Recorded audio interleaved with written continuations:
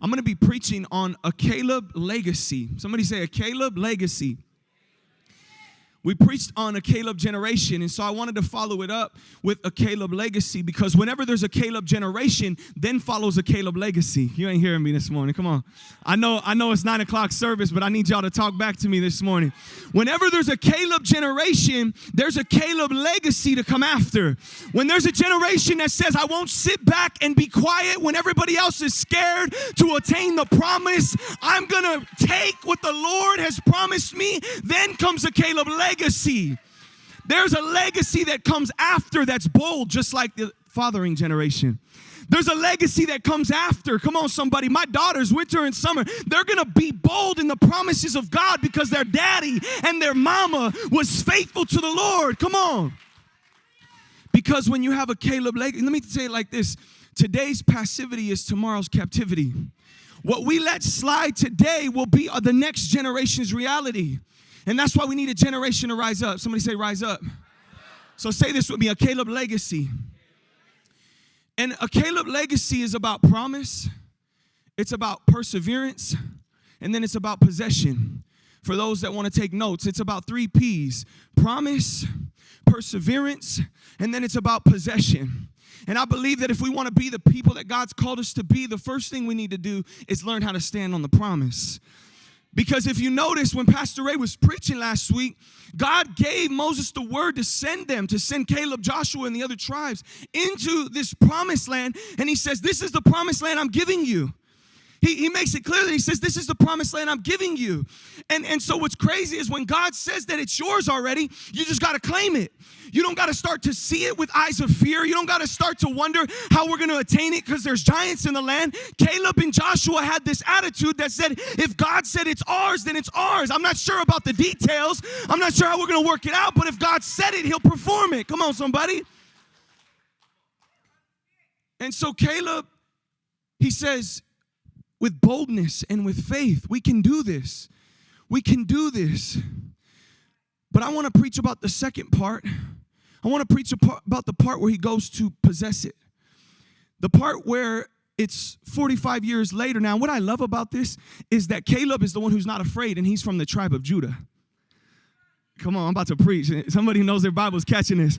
Talk to me real quick. Caleb is from the tribe of Judah, and Judah means praise. And that's because whenever our fear tells us one thing, the leaders of the tribe of Judah, I'm talking about the ones who knows how to praise, the person in this place that knows how to give God some praise will begin to lift up a voice and a shout when everybody else is afraid. He's from the tribe of praise. It's like, do you know where I'm from? How many know you don't mess with those peeps from the east side, right? He's from the tribe of praise. Devil don't want nothing with Christians from the tribe of praise. Devil don't want nothing with Christians that know how to lift up their voice and tell God he's good when the situation ain't good. Devil don't want nothing with the Christians that say, I'll still believe in the promise, even though there's all these giants in the land and the walls are fortified. I'm still going to believe in the promise, the tribe of praise. I also love that the Bible talks about the tribe of Judah is the biggest tribe. So you walk a little more confident when you're rolling with the pride. Come on, somebody.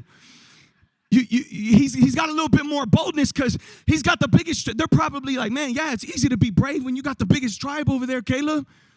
But I love that because we're better together. Can I talk to somebody this morning? We're better together.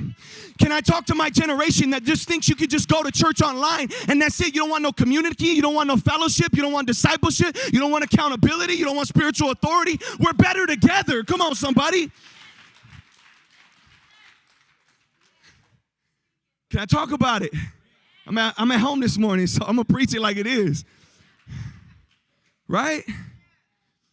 From a bigger tribe. They say tigers are bigger than lions.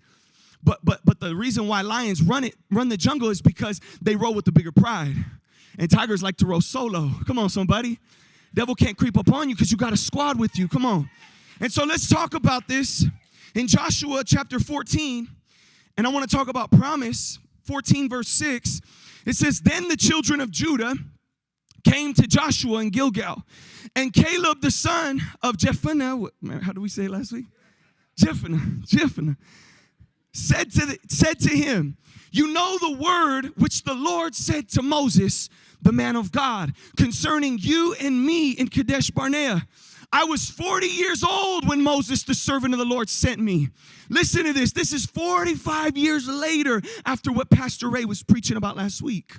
Can I talk to somebody that knows that the promise isn't always overnight? The promise isn't always overnight. 45 years later, and they're still waiting to receive and attain this part of the promise. He's 45 years later, and he begins to recite. As 45 years has gone by, he still remembers the promise. As 45, and how many know a lot can happen in 45 years? He's probably had ups, he's probably had downs, but he comes to this place where he says, 45 years later, I still remember the promise that God made to me. Look, check this out. He says, I was 40 years old when Moses, the servant of the Lord, sent me from Kadesh Barnea to spy out the land. And look what he says. And I brought back word to him as was in my. He said, I brought back word to him as was in my. See, my peers brought back word to him as was in their mind. But I brought back word to him as was in my. Because when it don't look good, you got to understand that in your heart, God said it. He'll perform it. He'll do it. I brought back word to him in my heart. The NIV said, I brought back word to Moses. Somebody's going to catch this right here. I brought back word to Moses as was in my convictions. You ever had that scripture where the thug comes out of you? The kingdom music comes out of you for everybody at Rise Church Abilene. You got a Brian T. ad-lib when you read the Bible. My people waiting on their check from Trump. You know what's funny about that song? We say all these lines about the Lord, and when he says that song at the concert, everybody's like, yeah. Even me. I'm like, yeah, stimmy, hit that stimmy. Where that stimmy at? We were talking about the prodigal son. A modern day prodigal son would be, he squandered his stimulus check. Come on, somebody. And this part of the word hit me like that. It says, I was 40 years old, and I brought back word to him as was in my convictions. I feel like he intentionally says that, Pastor Todd, because I feel like there's a part of him that might be saying, I could have doubted too, but I felt it in my heart. I didn't think with my mind. I didn't think with my eyes, with my vision, because we walk by faith and not by sight. He says, I brought back word to him as was in my heart. Nevertheless, my brethren who went up with me, come on, put them out there. Come on, talk about it, Caleb. Just vent for a moment, let it all out. Nevertheless, and they're already gone. That generation's already passed because they couldn't believe. That's a whole nother message. Nevertheless, my brethren who went up with me made the heart of the people melt. But I wholly followed the Lord my God. Notice that 45 years later, he's saying the same stuff. 45 years later, he's on the same mission. I brought back word, and I followed the Lord my God wholeheartedly. So Moses swore on that day, saying, surely the land where your foot has trodden shall be your inheritance and your children's forever, because you have wholly followed the Lord my God. He says, I got a promise. He's beginning to recite the promise. You want to know what the definition of perseverance is? It tripped me out because we say that word, but perseverance literally means steadfastness in doing something despite difficulty or delay. Faithfulness in doing something despite difficulty or delay. Come on, somebody. I'm talking about a 45-year delay. Come on. Some of y'all can't. Some of y'all leave in a week sometimes when you don't get your breakthrough. Come on, somebody. He's here for 45 years in difficulty and delay. And he's still believing the promise. And I started to wonder, Pastor Ray, what is keeping him for 45 years? When this promise was made 45 years earlier, what's keeping him? Because there's highs, there's lows. And I begin to remember the scripture in Isaiah 30. They that wait upon the Lord shall renew their strength. Come on, somebody, if you know it. They shall mount up on wings like eagles. Come on. They shall walk and not grow weary. They shall run and shall not faint. And so while the devil thinks he's chiseling down, Caleb, I'm talking to somebody that knows how to wait on the promise. While the devil might think he's chiseling down Caleb by making him wait, because of the way that Caleb's waiting. Man, I'm trying to get you to catch this. It's not about just waiting. It's what you do when you wait. It's not about waiting. It's what you do in the waiting. Because when you're waiting on the Lord, you're not getting weaker, you're getting stronger. When you're waiting on the Lord, the devil's not taking your faith, it's just adding to your faith. When you're waiting on the Lord, the promise is becoming more and more clear. It's not distant. Why? Because the way you're waiting. Well, y'all just be waiting. I'm waiting for my wife, brother. No job. No job. I got no job. Got no house. I'm waiting on my wife, brother. It's what you're doing in the waiting. It's how you're preparing for the promise. And if Caleb wasn't waiting the right way, then 45 years later, I promise he wouldn't be talking like this. But he waited on the Lord. I promise you that throughout the process of those 45 years, he was saying, God, I know you're faithful to perform your promise. If you said it, you'll do it. And let me just get you to the human part of Caleb, because Caleb is probably thinking about his children too. Because the promise wasn't just for him. It said, this is your inheritance for your children. And so Caleb in his heart says, I got to hold on to this promise because it's not just for me. Even when I get tired, this is for the next generation. This is for the ones coming after me. And if I don't stay patient and wait in God for the promise, I'll miss it. Then the next gen will miss it. But he's talking the same 45 years later in delay. Somebody say promise. Look what he says in the next part. And this is the part of perseverance. And now, behold, the Lord has kept me alive. And now, behold, the Lord has kept me alive. You got to understand the context of this, because he's talking to the next generation. He's talking to everybody there. He's talking amongst him and Joshua, but there's more going on. He's trying to recite the promise because these young ones that are coming up, they weren't there when the first time this happened, 45 years later. Their parents were, but they weren't able to believe the promise, so they're gone. They gone, somebody. Come on. Gone with the wind. Right? And the children are coming up now. And I love that he's reciting the promise. I believe partly for them. I believe partly for them. In a way, I would think of it like your fathers couldn't believe this, so I need you guys to believe this in this next generation. And now, behold, the Lord has kept me alive. And he said these 45 years, ever since the Lord spoke this word to Moses while Israel wandered in the wilderness. And now, oh man, this is good. And now here I am this day, 85 years old. As yet I am strong this day, as on the day that Moses sent me. I'm about to preach in this place. He says, I am strong this day as the day when Moses sent me. You know what this looks like in our generation? I'm just as passionate about souls today as I was when I first got saved. I'm just as passionate about the presence of God as I was when I first came to know him. I'm just as passionate about the house of God as I was. Caleb's making a statement. He's making a statement. He says, here I am this day, 85 years old. Do I got the older generation in this place that says, here I am. Here I am. Heartbreak, here I am. Devil took some stuff, here I am. Depression, walk through it, here I am. Anxiety, walk through it, here I am. I couldn't see the vision, it wasn't clear for a little bit, but here I am, here I stand. I know your story might not be perfect, but I got news for you, newsflash, you're still here. And that statement, here I am, it's not really an offensive statement, but it's still a scary statement to the devil. Because it's telling the devil, I'll take what you got and I'll still stand. Nevertheless, when you stand, stand therefore. If all you can do is stand this morning, stand. Somebody say that right now. Here I am. 85 years old. As yet I am strong this day, as on the day that Moses sent me. Look what he says. This is my favorite part.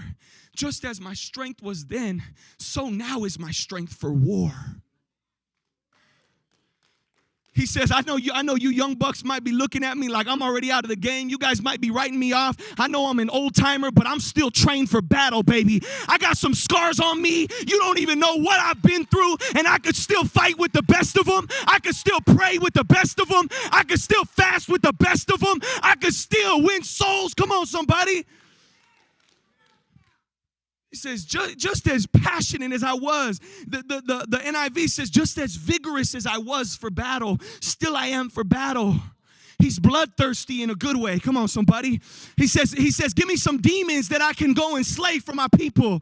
He says, just as vigorous as I was for battle, I got the same passion. See, because what you don't understand is when you're walking in the Lord, as time goes on, you can see the difference in an unbeliever's life and a believer's life. As they get older, the unbeliever, man, get grouchy. Come on, somebody. You fading. We all gonna get there. But the difference is if you see a believer on fire for God, as they get older, they get more wisdom. They get more wisdom. They start to train the next generation. Come on, CJ, you know what I'm talking about. They're not fading. Come on, somebody. They could still run with the lions. Just as vigorous as I was. When I read this, I said, it kind of hit me that I've been saved for about 7 years. And it hit me that I still cry for the lost when I see them. It hit me that I still pray with passion for people that don't know the Lord. It hit me that I'm still burdened for my family that doesn't know the Lord. And that's that Caleb in me that says I'm just as vigorous for spiritual battle and spiritual war as I was then. Let me just preach to the older generation. You still got a lot of life left in you. You still got a lot of battles left in you. Come on. This next generation needs you, your children, your sons, your daughters. Don't hang up the gloves now. You came too far. Don't hang up the gloves now. Don't hang up the prayer now. Don't hang up the fasting now. You still got a word in you for the next generation. Just as my strength was then, so is now my strength for war, both for going in and coming out. Both for going out and coming in. I travel, I go out. Pastor Ray sends me out, then I come in. I travel, I go out, and I come in. And it's all war. It's all war. It's all spiritual battle. Just, I'm blessed in the city. I'm blessed in the field. I'm blessed when I come and when we cast down every stronghold. Sickness and poverty must cease, for the devil is defeated. We are blessed. Everybody say blessed. Okay. Possession is the last point. This is perseverance. It's actually not the last point. It's my third point out of 4. Perseverance was my second point. You got to have that perseverance. That's what Caleb had. That's what made him say, I'm vigorous for battle. And then this point right here says possession. It's all about possession because he's waited. He stayed on fire. He stayed passionate. But now it's time to go and possess. Come on, somebody. Now it's time to go and take. Come on, somebody. Now it's time to claim the promise. See, when you do the groundwork, you already done the groundwork. He's done the spiritual work. Now all he's got to go and do is take the promise. Somebody say possess. Remember that video game? Finish him. What was that? Mortal Kombat? Finish him. You got to learn how to finish strong. Finish strong. Go and claim it. And he says, now therefore, look what he says at 85. 85. He says, now therefore, give me this mountain of which the Lord spoke in that day. Give me this mountain. For you heard in that day how the Anakim were there, the giants were there, and that the cities were great and fortified. Come on, somebody. It may be that the Lord will be with me and I shall be able to drive them out as the Lord said. It may be that I got one more battle left in me, he says. It may be that I got another move to make. Listen, it may be that you're still called to do something great for God.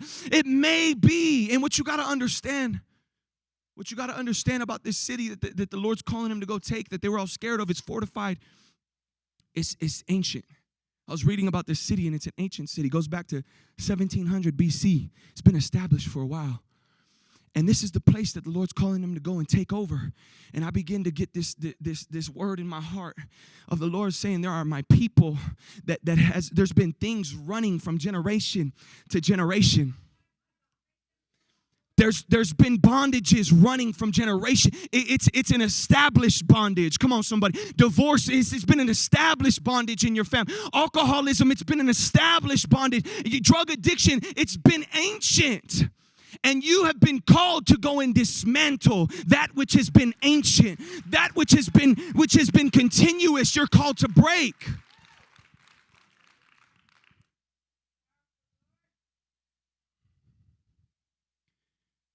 Hebron was also something deep about it. It was also the place that Abraham used to reside. This is good right here. The place that Abraham lived at one time and resided. And as years have gone on, the ground has been lost. As years have gone on, the territory has been taken. As years have gone on, this ground has been lost. And so when Caleb's being called to go and take back this land, thank you, bro. I was waiting for that.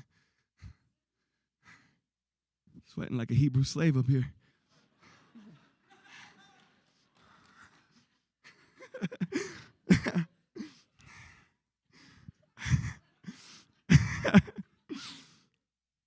Where was I? Okay, Abraham.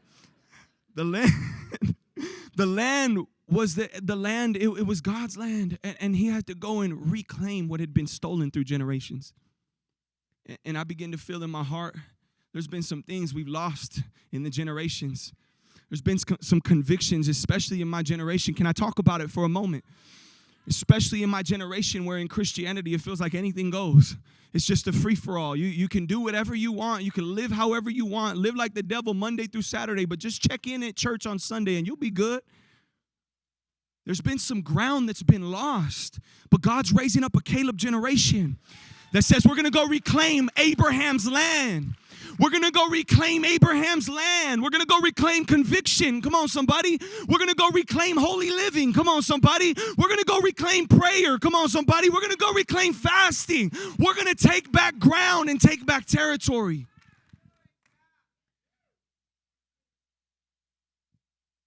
This is how I'm going to finish it. The tribe of Judah, Caleb, David, Jesus. From the tribe of Judah. Caleb, man of war. David, man of war. A real man of war. 2 giant slayers. Jesus, the greatest giant slayer. I wish somebody in this place knew it's in your DNA to go and slay giants. I wish somebody in this place knew it's in your DNA to dismantle bondages and strongholds that have been running from generation to generation. I wish somebody knew that it's in your blood.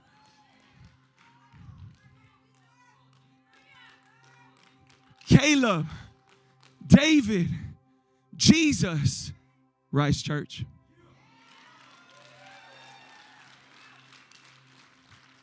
Let's get the worship team up here. Caleb, David, Jesus.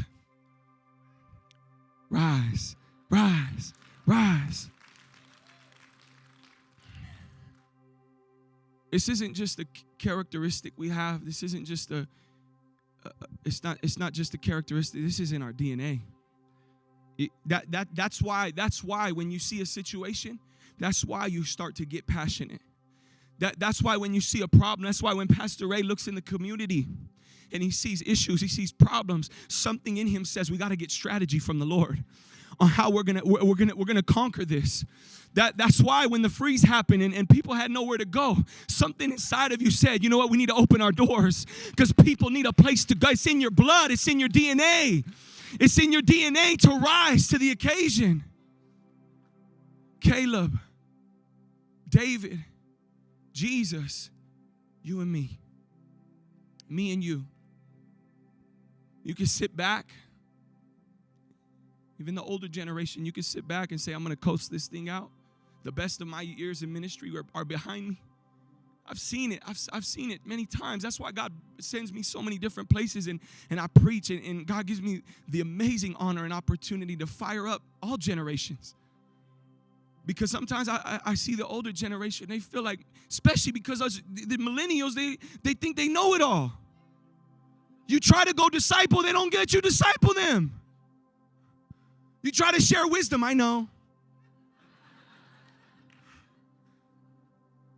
You try to say, man, you need spiritual authority. I don't believe in authority. What do you mean you don't believe? You go to work and you got a manager. You got a shift leader. There's got to be authority in some. Come on, somebody. If there's not authority, we're not doing nothing. Try to share your wisdom. I'll just watch Pastor so-and-so online then. I don't need nobody in my business. This is a strategy of the enemy to disconnect.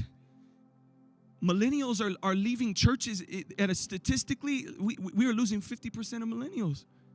They're walking out of church. We need the older generation to come and pull somebody up. Go and snatch one of them and say, no, you're not going, not on my watch.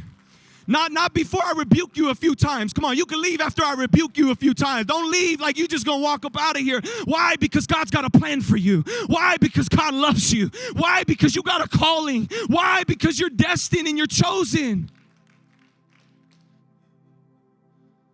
And so the older generation needs to get a fire. You need to get a fire. And the younger generation, we need to let them steward what God has given them. And not think that we got this all on ourselves. Caleb was reciting the promise. Why? Because the children, they don't remember that day. We need y'all to tell us testimonies, older generation. We need y'all to tell us testimonies. Tell us testimonies of how the Lord saved you, how the Lord redeemed you.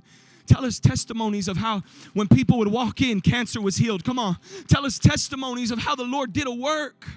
There needs to be more dialogue. Do you understand? This is biblical. I'm not just speaking my opinion. Caleb is dialoguing with the next generation.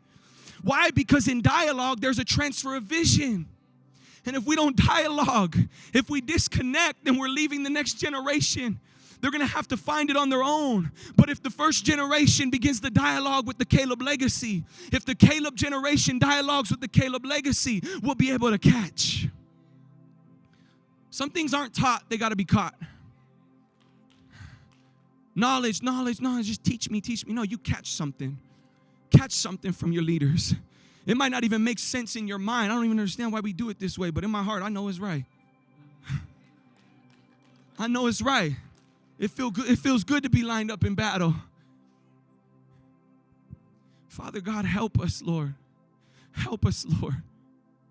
Help us, Lord, to be that Caleb generation, to be that Caleb legacy. To be the ones, Lord, that say, give me this mountain. To be the ones that say, Lord, I pray me personally that when I'm 80, Lord, that I'll have the same praise on my lips that says, give me another mountain, give me another battle, give me another soul. Come on. I pray, Lord, that we would be like Caleb and we would wait on you, because they that wait upon the Lord shall renew their strength. They shall mount up on wings like eagles. They shall walk and not faint. They shall walk and not grow weary, run and shall not faint. We need Caleb's.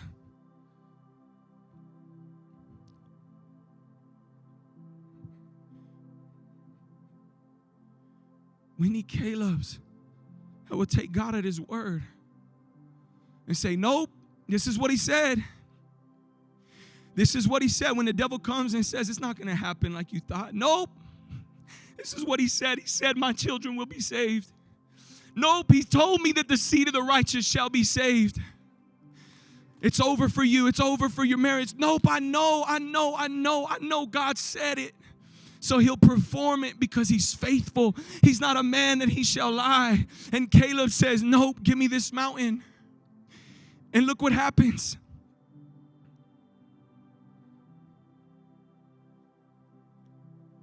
And Joshua blessed him and gave Hebron to Caleb as an inheritance. Hebron therefore became the inheritance of Caleb to this day, because he wholly followed the Lord. He saw the blessing 45 years later. He saw the inheritance. He saw what God said. What kind of praise you think he started to give at that moment? What kind of shout? And look what it does. I'm going to finish with this. Look what it does for the next legacy, the generation after. His daughter's raised. This is years later. And his daughter gets married. And his daughter says, hey, this is the type, just look at the attitude. When you're a Caleb generation, you leave a Caleb legacy. His daughter says, hey, when she gets married, go ask my daddy for a field. Go ask my daddy for a blessing. Why can she, in boldness, say, I'm going to go claim a promise? Because her daddy, in boldness, claimed his promise. She got so much Caleb in her. It says, now it happened when she came to him that she urged him to ask her father for a field. Just like that. How many have? In-laws can be tough sometimes. Come on, somebody. On both sides. I take responsibility. Come on. And she dismounted from her donkey and she urged him to ask her father for a field and didn't wait for him to go ask him. This is a Caleb in her. She dismounted from her donkey. Hey, go ask my daddy for a field. All right, never mind. I got it. And when she dismounted from her donkey, Caleb said to her, what do you wish? So she said to him, give me a blessing. I'm like my daddy. Give me a blessing. I'm just like you. Give me a blessing. You're the one who taught me how to claim promise. You're the one who lived it. And check this out. I don't even know how old she was when he did that, but it's in her DNA to claim the blessing because of his obedience. It says, give me a blessing. Since you have given me land, so you gave me land in the south, give me also springs of water. Not just a blessing, but give me overflow. Come on, somebody. Give me springs of water. And Caleb gave her the upper springs and the lower springs. Father, teach us how to claim promise. Father, teach us how to walk in promise. Father, teach us how to walk in authority. Father, teach us how to ask. Father, teach us how to wait.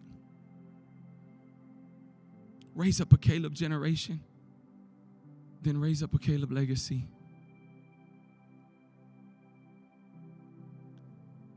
Just one more minute. Just in your heart, say, God, raise up the Caleb in me. Raise up the Caleb in me, Lord. Raise up the boldness in me. Raise up the courage in me. Some of you guys, God's been waiting to wake up the prayer warrior in you. God's been waiting to wake up the intercessor in you. You say, I don't preach like they do. I'm not on stages like so-and-so. But God has assigned you to be an intercessor in your family. Ain't nothing less. It's nothing less. It's the same thing.